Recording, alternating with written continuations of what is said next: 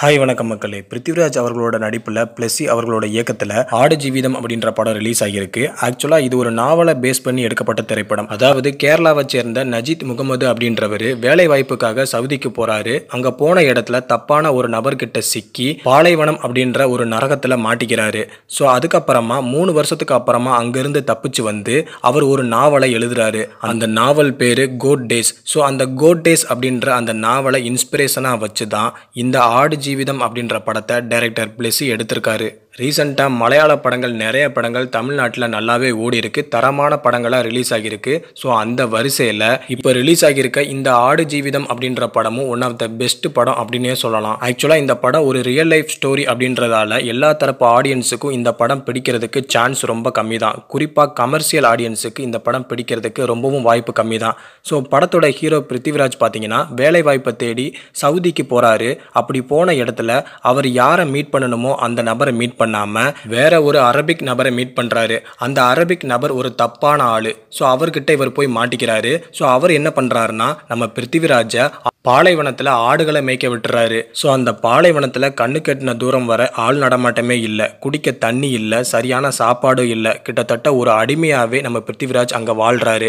So ஒரு கட்டத்தில் எப்படியாவது இங்கேருந்து தப்பிச்சு போயிடலாம்னு முடிவு பண்ணி தப்பிக்க முயற்சி பண்ணுறாரு. பட் அப்படி தப்பிக்க முயற்சி பண்ணும்போது அந்த அரபிக் நபர்கிட்ட மாட்டிக்கிறாரு. ஸோ அதனால் அந்த அரபிக் நபர் பிருத்திவிராஜோட காலை உடச்சிட்றாரு.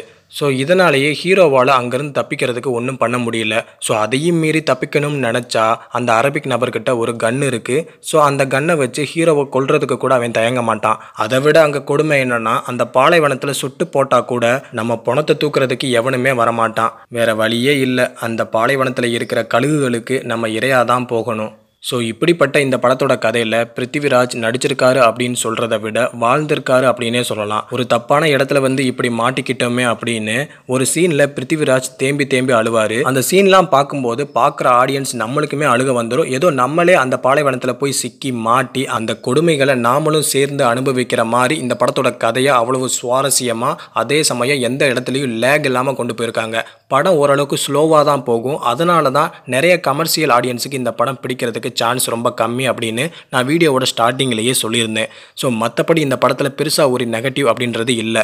இந்த ஆக்டிங்க்கு அவார்டு கொடுக்காம வேற எந்த ஆக்டிங்க்குடா நீங்கள் அவார்டு கொடுக்க போகிறீங்க அப்படின்ற மாதிரி படம் பார்க்குற எல்லா ஆடியன்ஸுக்குமே முதல்ல இவருக்கு அவார்டை எடுத்து வைங்கடா அப்படின்ற மாதிரி தான் நம்மளோட மைண்ட் செட்டே வந்துடும். ஒரு மனுஷனால் இந்த அளவுக்கு தத்ரூபமாக யதார்த்தமாக நடிக்க முடியும் அப்படின்னா அது இவரால் மட்டும்தான் முடியும். ஏன்னா இதுக்கு முன்னாடி நிறைய படங்கள் இவர் வித்தியாசமான படங்கள்லாம் பண்ணியிருக்காரு. ஆனால் அந்த படங்களோட வரிசையில் பார்க்கும்போது இந்த படம் ஒரு படி மேலே அப்படின்னே சொல்லலாம். அதுலேயும் குறிப்பாக குடிக்கவே தண்ணி இல்லாத அந்த இடத்துல ஒழுங்காக குளிக்காமல் சரியாக சாப்பிடாம வெயிட்லாம் குறைஞ்சு கிட்டத்தட்ட தான் எப்படி இருக்கேன் அப்படின்றதையே மறந்து அந்த பாலைவனத்தில் அடிக்கிற கொடூரமான வெயிலில் சிக்கி தன்னிலையை மறந்து ஆடுகளை மேய்ச்சிக்கிட்டு இருப்பாரு நம்ம பிருத்திவிராஜ். ஸோ ஒரு சீனில் பார்த்தீங்கன்னா ரொம்ப நாளைக்கு அப்புறமா தன்னோட முகத்தை கார் கண்ணாடியில் பார்ப்பாரு. அப்படி பார்க்கும்போது அவருக்கே வெறுப்பாக்கிடும்.